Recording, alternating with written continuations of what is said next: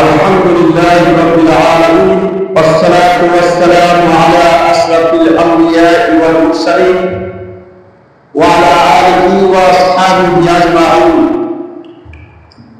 সমস্ত প্রশংসা আমাদের মহান রব আল্লাহ সুবহানাহু ওয়া তাআলার জন্য, যার খাস রহমতে আমাদের সাংসারিক জীবনের ব্যস্ততার বাধা দিয়ে আল্লাহ রাব্বুল আলামিনের হুকুম জুমার সালাত আদায় করার জন্য পূর্ণ প্রস্তুতি নিয়ে আমরা যথাযথ সময়ে তিনি আমাদেরকে দারঘর মসজিদে বন্দীদের অনুমতি নিয়ে এসেছেন। এর জন্য শুকর তাসবিহ আদায় করি, সকলে পড়ি আলহামদুলিল্লাহ। দরুদ সালাম বর্ষিত হোক সর্বকালের সর্বযুগের সর্বশ্রেষ্ঠ মহামানব রাহমাতুল আলামিন আশরাফুল আম্বিয়া সাইয়্যিদুল মুরসালিন বিশ্বনবী জনাব মুহাম্মদুর রাসূলুল্লাহ সাল্লাল্লাহু আলাইহি সাল্লাম এর প্রতি, যে নবীকে আল্লাহ পাক এই পৃথিবীর সকল শ্রেণীর মানুষের জন্য একজন মায়ের হিসাবে প্রেরণ করেছেন। পৃথিবীর সর্বস্তরের মানুষের জন্য তিনি উত্তম আদর্শের বার্তাবাহক। পারিবারিক জীবন থেকে শুরু করে সামাজিক, রাজনৈতিক, বিচারিক এবং রাষ্ট্রীয় জীবনের সকল বিভাগ, আন্তর্জাতিক রীতিনীতির সুসম্পর্কিত জীবন, ব্যবসায়িক, রাজনীতিবিদ, অর্থনীতিবিদ,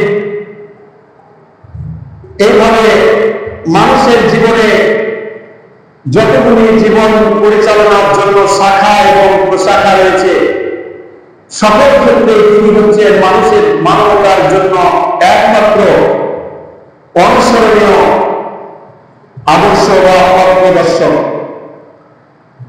রাসূল আকরাম সাল্লাল্লাহু আলাইহি সাল্লাম এই পৃথিবীর সকল স্তরের মানুষের জন্য তিনি উত্তম আদর্শের বাহক। আল্লাহ সুবহানাহু ওয়া তাআলা পবিত্র কোরআনুল কারীমে সূরা আল আহজাবের মধ্যে বলছেন, লাকাদ কানা লাকুম ফী রাসূলিল্লাহি উসওয়াতুন হাসানাতুন লিমান কানা ইয়ারজুল্লাহা ওয়াল ইয়াওমাল আখিরা ওয়া যাকারাল্লাহা কাসীরা। অবশ্যই তোমাদের জন্য রাসূলুল্লাহ আদর্শের হচ্ছে একমাত্র উত্তম আদর্শের নমুনা বা গ্রহণযোগ্য আদর্শ। বিশেষ করে যারা আল্লাহ এবং পরকালের প্রতি বিশ্বাস রাখে, যারা আল্লাহ সুবহানাহু ওয়া তাআলাকে বেশি স্মরণ করতে চায়, যারা বেশি আল্লাহ পাকের হুকুম তামিল করতে চায়, তাদের জন্য একমাত্র অনুসরণীয় আদর্শ হচ্ছে রাসূলুল্লাহর আদর্শ। রাসূলুল্লাহ জীবনের দুইটি দিক আধুনিক বিশ্বের মনীষীগণ উল্লেখ করেছেন। একটি হচ্ছে ব্যক্তি পারিবারিক জীবন, আর আরেকটি হচ্ছে আধ্যাত্মিকতার জীবন। এই দুই জীবন, যেটাকে আমরা সংক্ষেপে বলি পার্থিব জীবন, আর আধ্যাত্মিক জীবন বলতে বুঝি যেটা আল্লাহ পাকের কাছে চূড়ান্ত পুরস্কারের জন্য সর্বোচ্চ সম্মান প্রাপ্ত হওয়া। এই দুই ক্ষেত্রে রাসূলুল্লাহকে পৃথিবীর শ্রেষ্ঠ আদর্শের মডেল হিসাবে ঘোষণা করেছেন পৃথিবীর বহু মানুষ। আল্লাহ সুবহানাহু ওয়া তাআলা তার রাসূলের আদর্শকে, চরিত্রকে সবচেয়ে উত্তম বলে ঘোষণা করেছেন। আল্লাহ সুবহানাহু ওয়া তাআলার নাম হচ্ছেন আযীম, মহান। আমরা যেটা রুকুতে পাঠ করি সুবহানা রাব্বিয়াল আযীম, এই আযীম হচ্ছে আল্লাহ সুবহানাহু ওয়া তাআলার নাম। আর এই আযীম নাম দিয়ে রাসূলুল্লাহর চরিত্রকে তিনি গ্লোরিফাই করেছেন, সার্টিফাই করেছেন। সূরা আল কোরআনের মধ্যে বলতেছেন ওয়া ইন্নাকা লাআলা খুলুকিন আযীম, হে নবী নিশ্চয় আপনি মহান চরিত্রের অধিকারী। তাহলে রাসূলুল্লাহর চরিত্র পৃথিবীর বুকে শ্রেষ্ঠ, এই কথাটা আপনি বললে, আমি বললে হয়তো আপনার চরিত্রে বা আমার চরিত্রে অনেক দুর্বলতার দিক রয়েছে, কিন্তু যে মহান রব তার রাসূলকে এই পৃথিবীর মানুষের জন্য আদর্শ হিসাবে মনোনীত করেছে, সেই মহান রব নিজের তাকে সার্টিফিকেট দিচ্ছেন, হে নবী আপনি সুউচ্চ মহান চরিত্রের অধিকারী। বলুন সুবহানাল্লাহ। আপনি বা আপনার ছেলে বা আপনার এলাকার সেই যুবকটা যে সরকারি চাকরির জন্য আবেদন করবে, তার চাকরি সার্টিফিকেটের কপির সাথে একটা কপি চাই। সেই কপিটা হচ্ছে চারিত্রিক সনদপত্র, যেটা স্থানীয় ওয়ার্ড মেম্বার বা চেয়ারম্যানের কাছ থেকে নিতে হবে। স্থানীয় ওয়ার্ডের মেম্বার, চৌকিদার, চেয়ারম্যান শনাক্ত করবে ছেলেটা তার নৈতিকতার মান কতটুকু পর্যায়ে। বাংলাদেশের নাগরিক হিসাবে সে কি রাষ্ট্রদ্রোহী কোন কাজের সাথে জড়িত নাকি? ইসমাইলা, চোরা কারবারি অথবা মানব অথবা অবৈধ ব্যবসা অথবা ভাইলেন্সের সাথে জড়িত নাকি, এটা শনাক্ত করার পর ওয়ার্ড মেম্বার, চৌকিদার, চেয়ারম্যান আপনার চারিত্রিক একটা সনদ দেবেন। যদিও বর্তমানে এগুলা কোনটাই আমাদের স্থানীয় প্রতিনিধিরা করেন না। কেউ গেল একটা চারিত্রিক সনদপত্র দরকার, ফটোস্টাটের দোকান থেকে বা নির্ধারিত জায়গা থেকে একটা কপি নিয়ে পূরণ করে চেয়ারম্যান সাহেব সই করে দিয়ে দিল।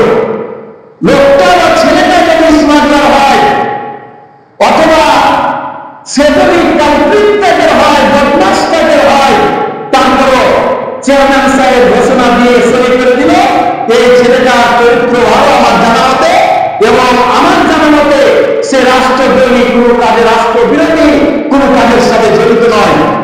তাহলে আপনার আমার চরিত্রের সার্টিফিকেট দিলে আপনার আমার স্থানীয় প্রতিনিধি, স্থানীয় প্রতিনিধি আমার আপনার চরিত্রের সার্টিফিকেট দেবে, কিন্তু যিনি চরিত্রের সার্টিফিকেট দেবে আপনি সেই প্রতিনিধিগুলির খোঁজ করে দেখেন বিগত 54 বছর আমার দেশের যে সমস্ত প্রতিনিধিগুলোকে আমরা নির্বাচিত করেছি,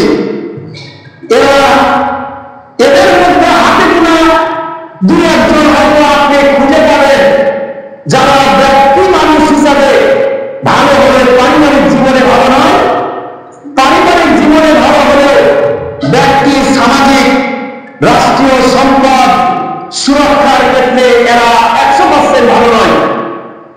তাহলে এই খারাপ মানুষগুলোর কাছ থেকে আমাদেরকে, আমাদের সন্তানদেরকে গ্লোরিফাই, সার্টিফাই কপি নিতে হচ্ছে, ভালো হিসাবে স্বীকৃতির একটা সনদ নিতে হচ্ছে। তার মানে যিনি ঘোষণা করছেন তিনি নিজেই ভালো নন, আর আরেকজনকে ঘোষণা করছে সে ভালো। কারণ আমাদের তো নৈতিক পদস্খলনের মান একবারে সুন্দর কোথায়, নিজেরা যদি ভালো হয় তাহলে ভালো জিনিসকে সে বাছাই করতে সমর্থ হবে। আবার অনেক ক্ষেত্রে ব্যক্তিগতভাবে, সামাজিক, পারিবারিক জীবনে লোকটা ভালো মানুষ না হলে চিন্তার জগতে ভালো, বুদ্ধিভিত্তিক চর্চায় লোকটা ভালো হওয়ার কারণে সে ভালো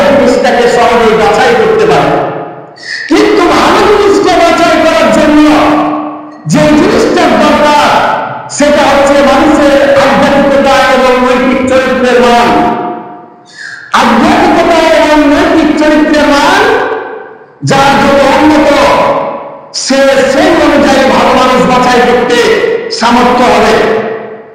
আমরা ভালো হিসাবে ধরি যার টাকা আছে, যদি সে অল্প কিছু নোংরা কাজের সাথে জড়িত হয়, কিন্তু অর্থ থাকে, প্রভাবশালী ঘরের সন্তান, এলাকায় ব্যাপক আছে, আমরা অনুসারে তার প্রতি দুর্বলতা প্রকাশ করে খারাপ চরিত্র বিশিষ্ট একটা মানুষকেও আমরা ভালো হিসাবে সার্টিফাই করি। আমরা সাধারণত দেখুন যে আমরা যদি আমাদের ছেলে এবং মেয়েদের বিয়ের ব্যবস্থার জন্য ব্যবস্থা করি, মেয়েদের বিয়ের জন্য পাত্র খুঁজি, তাহলে আমরা কি করি? আমরা সবসময় দেখি ছেলের আর্থিক অবস্থা কেমন, ছেলের বাপের আর্থিক অবস্থা কেমন, ছেলেটা ভালো একটা কাজের সাথে জড়িত কিনা, এই একটা দুটা জিনিস দেখে আমরা ঘোষণা করে দিই ছেলেটা খুব ভালো, ছেলের পরিবার খুব ভালো। কিন্তু খোঁজ করতে দেখা যায় আমরা যে জিনিসটা মোটেও আমলে নেই না, সেটা হচ্ছে ছেলের দিন নীতি এবং নৈতিকতার প্রশ্ন, ধর্ম জীবনের প্রশ্নে আমরা খুব খোঁজ নেই না, নেই না। অথচ রাসূল সাল্লাল্লাহু আলাইহি ওয়াসাল্লাম বলছেন, তোমরা তোমাদের ছেলে এবং মেয়েদেরকে বিয়ে দেওয়ার ক্ষেত্রে চারটা জিনিস খোঁজ করবা। সেই চারটা জিনিস নিয়ে তার অবয়, তার সৌন্দর্য, যেটা আমরা অহরহই দেখি, সচরাচর আমরা প্রাধান্য দিই, এরপর তার বংশীয় মর্যাদা, এরপর তার নীতি এবং চরিত্র, ধার্মিকতা, এরপর তার সম্পদ অমানুহা, অদীনুহা অমানুহা, তার ধর্ম এবং তার সম্পদ। তাহলে বংশ, সৌন্দর্য, ধার্মিকতা এবং সম্পদশালী, এই চারটা জিনিসকে আমরা ধরি বা খোঁজ করি। কিন্তু রাসূল সাল্লাল্লাহু আলাইহি ওয়াসাল্লাম বলতেছেন, এই চারটা জিনিসের মধ্যে যে ব্যক্তি তার মধ্যে যে জিনিসটার প্রাধান্য বেশি দেয়, সেটা হচ্ছে দিন, ধর্ম, নৈতিকতা। এই দিন এবং ধর্ম, নৈতিকতার যে প্রাধান্য দিলে আল্লাহ রাসূল বলছেন, সে কখনো ব্যর্থ হবে না, লজ্জিত হবে না।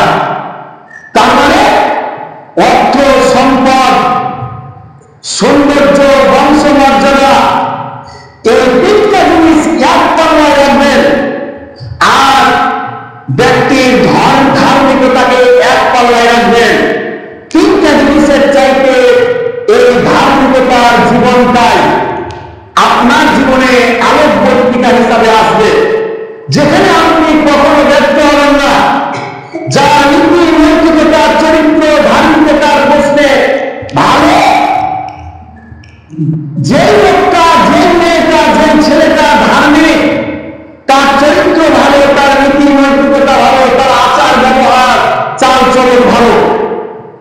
আর যার মধ্যে, যে ছেলেটা মেয়েটার মধ্যে এই ধার্মিকতা নাই, আপনার ওর মধ্যে আর আপনি কোন জিনিসই পাবেন না। বিশাল অর্থ রয়েছে, বৃত্ত রয়েছে, বংশমর্যাদা রয়েছে, কিন্তু ছেলেটা হচ্ছে ড্রাগ এডিক্টেড, মাদকাসক্ত।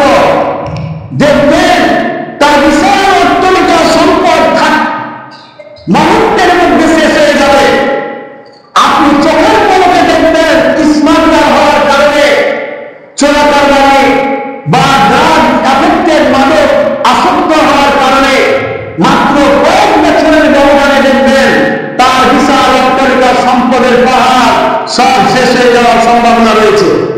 অন্যদিকে যার মধ্যে অর্থ নাই, বৃত্ত নাই, বংশমর্যাদা নাই, কিন্তু দিন, ধর্ম, নীতি, নৈতিকতা রয়েছে, এই ছেলেটা পরিবারের অভাব থাকলেও, ব্যক্তি জীবনে, পারিবারিক জীবনে অসচ্ছল হলেও, ছেলেটা মানুষের কাছে সকল দিক দিয়ে গ্রহণযোগ্যতা পাবে।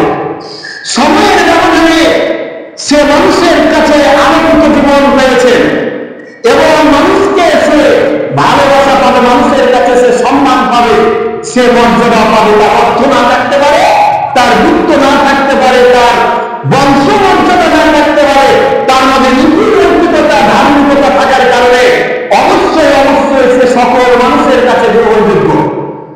কিন্তু আমাদের কাছে কি, আমরা সেই জিনিসটার গুরুত্ব মোটেই দিই না। সম্মানিত উপস্থিতি, এজন্য মানুষের ব্যক্তি জীবনে সবচাইতে ভালো দিক সেটি হচ্ছে মানুষের নীতি নৈতিকতার প্রশ্নে ধার্মিকতার জীবন। যে ধার্মিকতার জীবন যার মধ্যে থাকবে, আপনি অবশ্যই অবশ্যই যে ছেলেটাকে জীবনের সকল পর্যায়ে আপনি ভালো পাবেন। আর যার মধ্যে ধার্মিকতা থাকবে না, যে ছেলের মধ্যে, যে মেয়ের মধ্যে, আপনি বাকি সমস্ত জীবীর দিকগুলো তার মধ্যে ব্যর্থতায় পর্যবসিত পাবেন। আপনি সেখানে সাফল্যের পরিমাণ খুবই কম পাবেন। আর রাসূলুল্লাহ সাল্লাল্লাহু আলাইহি ওয়াসাল্লাম সেই কথাটা বলছেন যে যার মধ্যে তোমরা দিন পাবে, ধার্মিকতা পাবে, অবশ্যই তার মধ্যে তোমরা সফলতাই পাবে, তার মধ্যে তোমরা তোমাদের মধ্যে মর্যাদা পাবে। এজন্য ছেলেকে প্রাধান্য দিতে বলা হয়েছে। সম্মানিত উপস্থিতি, এজন্য মানুষের পারিবারিক জীবন, এই পারিবারিক জীবনের মধ্যে সবচাইতে উত্তম দিক সেটি হচ্ছে ধার্মিক স্ত্রী আর ধার্মিক ছেলে মেয়ে, একটা ধার্মিকতার পরিবার। যে পরিবারে ধর্মের চর্চা হয়, ইসলামের চর্চা হয়, আধ্যাত্মিক নীতি নৈতিকতার চর্চা হয়, সেই পরিবার অভাবনীয় সময়ের ব্যবধানে, কিছু সময়ের ব্যবধানে দেখবেন তারাই সম্মানিত পাত্রে থাকবে, তারাই মর্যাদার পাত্রে থাকবে। যাকে আল্লাহ উত্তম স্ত্রী, উত্তম সন্তান আদি দিয়েছেন, ধার্মিকতার জীবন দিয়েছেন, সেই পরিবারে আল্লাহ রাসূল বলছেন, হযরত আয়েশা সিদ্দিকা রাদিয়াল্লাহু তাআলা আনহা থেকে বর্ণিত, আল্লাহ রাসূল বলছেন, খায়রুকুম লি আহলিহি ওয়া আনা খায়রুকুম লি আহলি। তোমাদের মধ্যে সেই ব্যক্তি উত্তম যে তার পরিবারের মানুষের কাছে উত্তম, আর আমি মুহাম্মদ সাল্লাল্লাহু আলাইহি ওয়াসাল্লাম আমার পরিবারের মানুষের কাছে উত্তম। বলেন আলহামদুলিল্লাহ। তাহলে আপনি যে ভালো, এইটার সার্টিফিকেট আমার কাছে নেওয়ার দরকার নাই।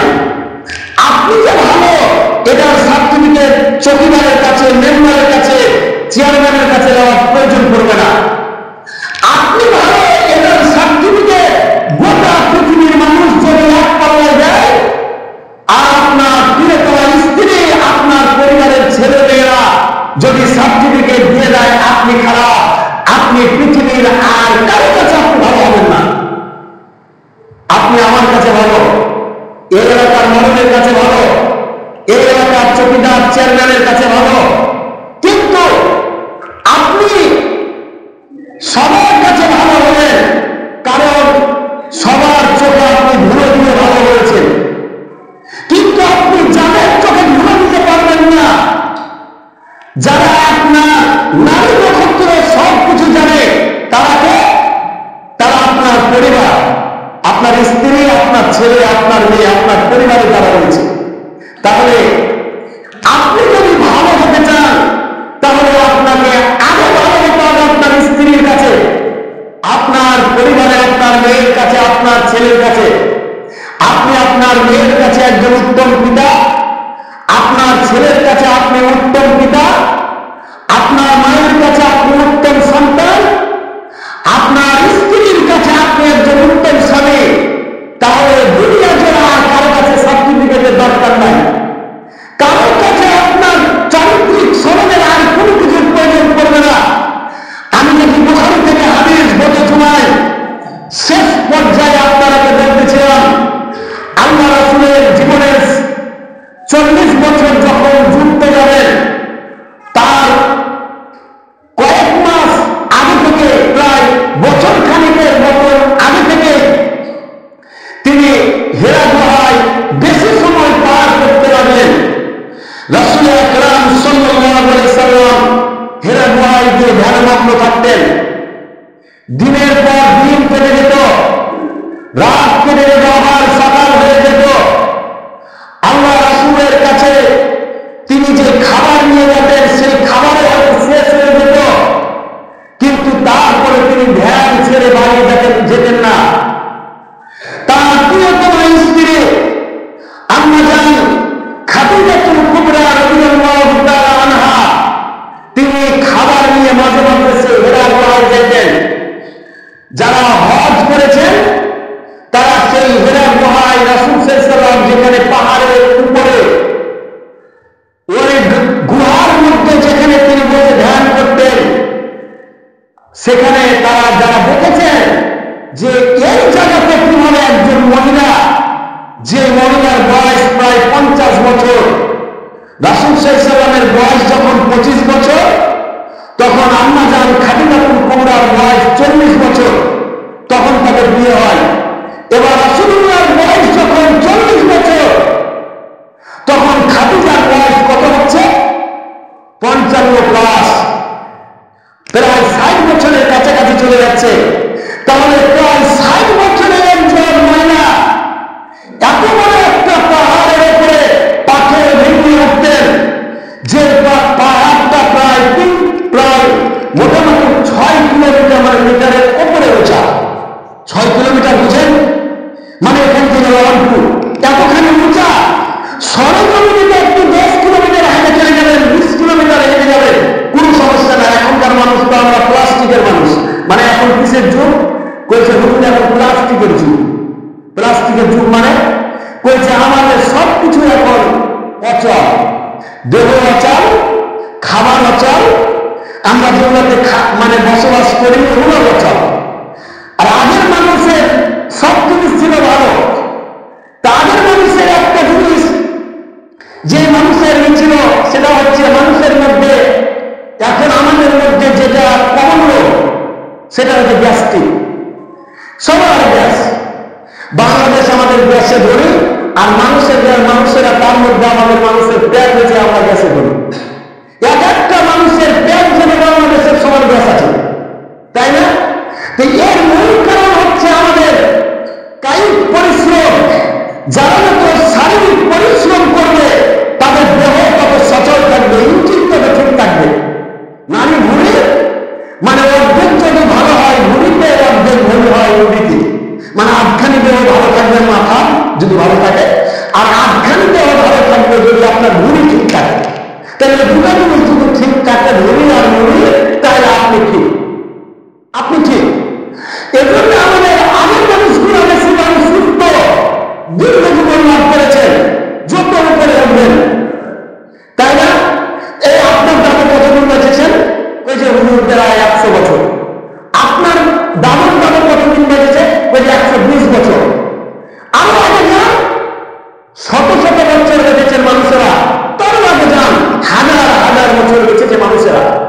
তার মানে এই পৃথিবীতে প্রাকৃতিক খাবার যত জিনিস রয়েছে সবগুলো যারা যত বেশি ভালোভাবে ব্যবহার করতে পেরেছেন তারা তত ভালো থেকেছেন।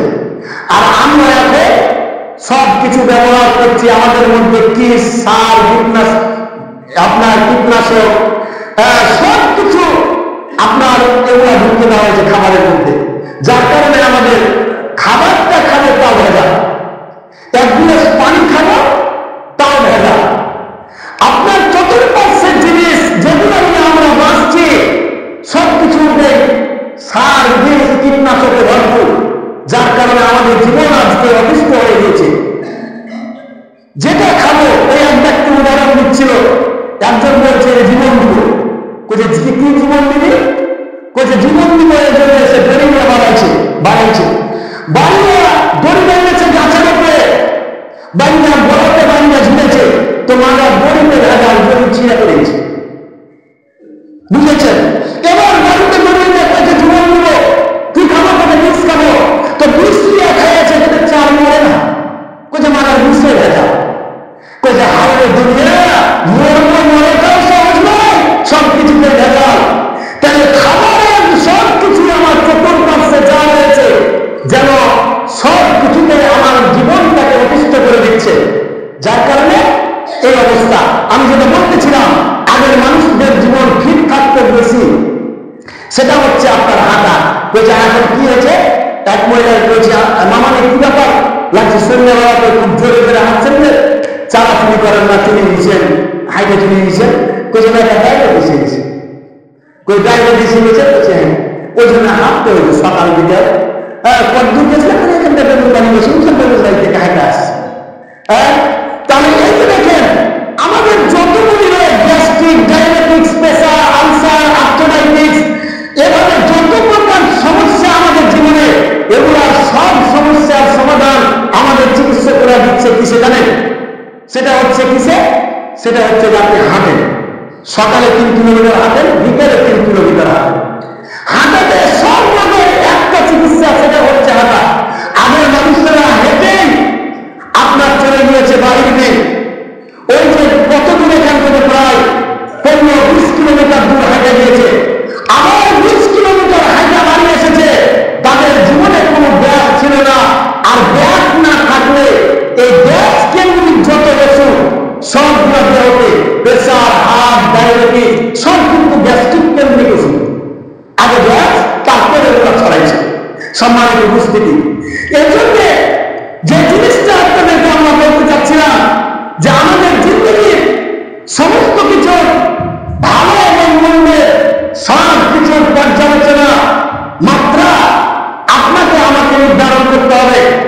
আর আপনাকে বলা হচ্ছে, রাসূল সাল্লাল্লাহু আলাইহি ওয়াসাল্লাম বলছেন যে আমি মুহাম্মদ সাল্লাল্লাহু আলাইহি ওয়াসাল্লাম, আমি আমার পরিবারের কাছে উত্তম, আমি আমার পরিবারের কাছে উত্তম, অতএব তোমাদের মধ্যে সেই ব্যক্তি উত্তম যে তার পরিবারের কাছে উত্তম। আমি যেটা বলতেছিলাম, এইভাবে রাসূল সাল্লাল্লাহু আলাইহি ওয়াসাল্লাম তার প্রিয়তমা স্ত্রীর কাছে কত প্রিয়, তার ছেলের কাছে প্রিয়, মেয়ের কাছে প্রিয়, তার সহচর, তার বন্ধুর কাছে প্রিয়, তার কন্যার কাছে প্রিয়।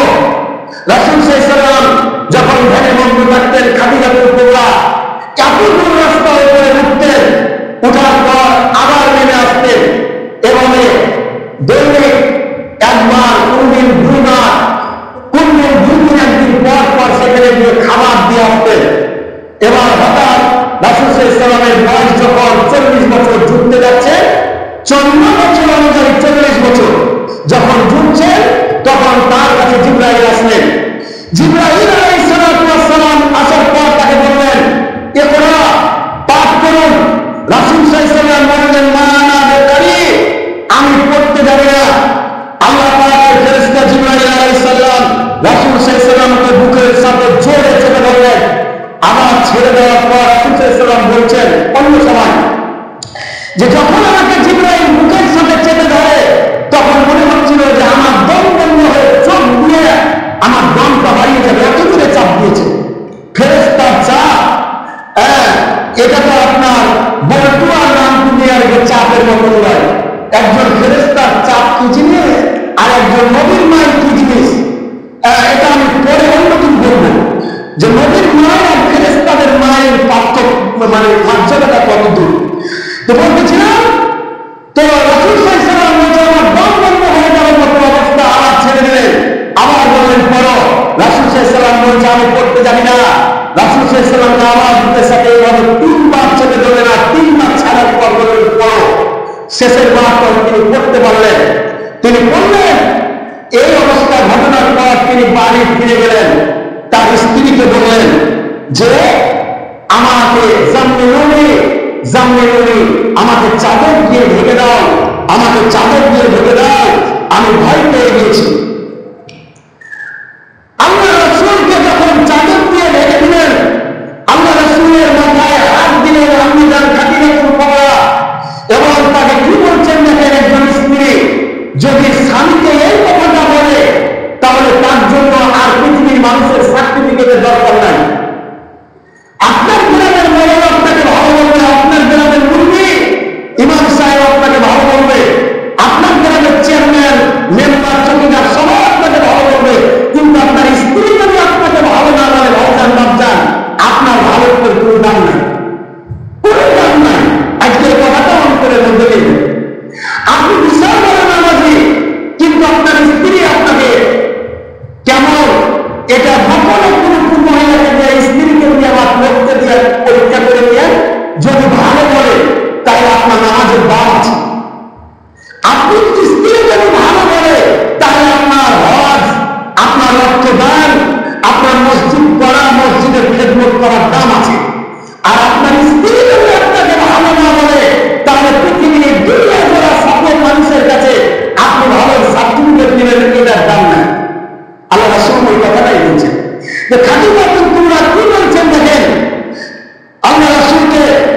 বলছেন, আল্লাহ রাসূল বলছেন, লাকাদ খাশিতু আলা নাফসি, আমি আমার সত্তার উপরে ভয় হচ্ছে, আমার বিশাল ভয়।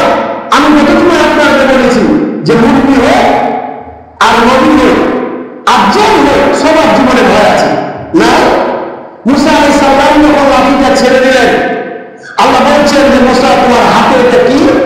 কল আমার তিনটা দিয়া তিনটা মুসা, মুসা তোমার ডাইন হাতে এটা কি? মুসা বলছে কল হিয়া আসা, এটা একটা লাঠি। আতাওয়াক্কালু আলাইহা ওয়া আহুসসু বিহা আলা গানামি ওয়া ইয়াকফিহা মাআরিবু উখরা, এটা দিয়ে আমি গাছের পাতা পারি, ছাগলকে পাতা খাওয়াই। এটা দিয়ে মুমিনের মুখে চলতে ফিরতে যখন খাসতে যায়, এটার উপরে ভর দিয়ে আমি ঘুমিয়ে নিয়ে একটু আরাম করে নিই, এতগুলো কাজ করি। মানে আল্লাহকে ওয়াজ শোনাইছে, রাখির ফজিলত শোনাইছে মুসা। আল্লাহ বলছে মুসা তুমি তো লাঠির মেলায় ফজিলত বললে, কিন্তু লাঠির তো আর আসল যেটা ফজিলত সেটা তো বললে না। সেটা কি? আল্লাহ বলছে মুসা তোমার হাতের লাঠিটা জমিনের উপরে ছেড়ে দাও। যখন লাঠিটা তুলে দিলে তখন এটা একটা বিশাল বড় অজগর হয়ে গেলে।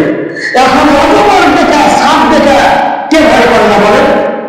এলাকার মানুষ ভয় করে না, এলাকার মুন্ডি ভয় করে না। সে নবী হোক আর মুন্ডি হোক আর সাধারণ মানুষ হোক, সাপ দেখে ভয় করে। মুসা ভয় পেয়ে গেছে, ভয় পেয়ে পিছনে হটতে লেগেছে, আর বিশাল বড় সাপ। আল্লাহ বলছে কি দেখেন, মুসা ভয় পেও না, ধরো ধরো। এখন আল্লাহ বলছে ধরো, আর মুসা ভয় করা উচিত হবে? উচিত হবে না। এখন আল্লাহ বলছে ধরো, একবার হাত আগাচ্ছে তা আর একবার পিছনে দিলাম, সাপের গায়ে একবার হাত দিল। দেখেন এবার আল্লাহ যখন বলছে ধরে দিয়েছে, তা আমি যেটা বলতেছিলাম, আল্লাহ রাসূল জিবরাইলকে দেখে ভয় পেয়েছিলেন প্রথমবার। কারণ তিনি বলছেন লাকাদ খাশিতু আলা নাফসি, আমি আমার সত্তার উপরে ভয় করছি যে না জানি কোন ভূত, কোন জিন, দুষ্ট জিন আমার উপরে আসর করেছিল, দিয়ে আমাকে ডিস্টার্ব করেছে, আমাকে ভয় দেখিয়ে দিয়েছে। কিন্তু স্ত্রী প্রিয়তমা কি বলছে দেখেন, হ্যাঁ স্ত্রী বলছে দেখেন, আল্লাহ রাসূলকে খাতিরা করাত খাতিরাতু কাল্লা ওয়াল্লাহি মা ইয়াহজিকাল্লাহু আবাদা, কখনো নয়, ওই আল্লাহর কসম, আল্লাহর কসম, কোন দুষ্ট জিন, কোন ভূত, কোন শয়তান কেউ আপনার ক্ষতি করতে পারে না। কেন ক্ষতি করতে পারে না? লোকটা যদি ভালো মানুষ হয়, বদমাইশেরা তার কিছুই করতে পারবে না। তাকে সাপোর্ট দিবে কে? সাহায্য করবে কে? আল্লাহ। তার মানুষ যেহেতু ভালো, স্ত্রীতে বলছে যা কখনো নয়, কেউ আপনার ক্ষতি করতে পারবে না। ইন্নাকা লা হাসিনার রাহিমে ওয়া তাহসিনুল কাল্লা ওয়া তাকসিমুল মানুম ওয়া তাকরিমুল যায়িদ ওয়া তাআইনুন আলা নাওয়াজিল হাক্কি, বলেন সুবহানাল্লাহ। আল্লাহ রাসূলকে খাতিরাতুল কুবরা বলছে আপনি আমাকে খাবার দেন, আপনি দিনহীন দরিদ্র অসহায় মানুষকে সাহায্য করেন, আপনার মতন আপনি নতুনকে আপ্যায়ন করেন। অর্থাৎ সমাজের যত দুর্বলতা দিক রয়েছে, দুর্বল মানুষ রয়েছে, সকল মানুষের আপনি নয়নমণি, মধ্যমণি, সবাই আপনার কাছে বিপদে আশ্রয় পায়। আচ্ছা এইরকম একটা ভালো মানুষের বদমাইশ জিনে কোনো ক্ষতি করতে পারে? কখনো পারে না। কে বলছে? স্ত্রী বলছে। তাহলে তোমার স্ত্রী যদি এইভাবে আপনাকে গ্লোরিফাই করে, সার্টিফাই করে, তাহলে আপনার জীবনটা ধন্য, আপনার জীবনটা ধন্য। আর আপনার প্রিয়তমা স্ত্রী যদি আপনার বিরুদ্ধে সামান্য অভিযোগ দেয়, তাহলে আপনার জীবনটা ব্যর্থ, আপনার জীবনটা ব্যর্থ। এই জন্য আল্লাহ পাক সুবহানাহু ওয়া তাআলা নারীদের আবার কিছু ক্যারেক্টার রয়েছে, দুর্বলতার দিক রয়েছে, যেগুলির ব্যাপারে আপনাকে সতর্ক থাকতে হবে। আল্লাহ সুবহানাহু ওয়া তাআলা বলেছেন ফাত্তাকুল্লাহা মাসতাতাতুম, ফাত্তাকুল্লাহা ফিন নিসা, তোমরা যথাসাধ্যভাবে নারীর ব্যাপারে আল্লাহকে ভয় করবে, আল্লাহকে ভয় করবে। আর এই নারীদের ব্যাপারে যেহেতু আল্লাহকে ভয় করতে আল্লাহ নিজেই বলছেন, সেহেতু আমাদেরকে নারীদের ব্যাপারে সতর্ক থাকতে হবে। আর আমাদেরকে আমি এই আপনাদেরকে আরো বলবো যে নারীদের বর্তমানে আমাদের পারিবারিক জীবনে নারীদের করণীয়গুলি কি কি, নারীদের সাথে আমাদের ব্যবহারিক বিধিগুলি কি কি, এগুলি আমি আগামীতে আপনাদের কাছে ক্লিয়ার করবো। আজকের মতো এখানে খুতবা শেষ করছি। ওয়া আখিদাওয়ানা আলহামদুলিল্লাহি রাব্বিল আলামিন। হাযা মা ইনদি ওয়া ইলমু ইনদাল্লাহ আলাইহি তাওয়াক্কালতু ওয়া ইলাইহি উনীব। আউযু বিল্লাহি মিনাশ শাইতানির রাজীম। ইন্নাল্লাহা ওয়া মালাইকাতাহু ইউসাল্লুনা আলান নবী ইয়া আইয়ুহাল্লাযীনা আমানু সাল্লু আলাইহি ওয়া সাল্লিমু তাসলিমা। আল্লাহুম্মা সাল্লি আলা মুহাম্মাদিন আবদিকা ওয়া রাসূলিক ওয়া সাল্লি আলাল মুমিনিনা ওয়াল মুমিনাতি ওয়াল মুসলিমিনা ওয়াল মুসলিমাত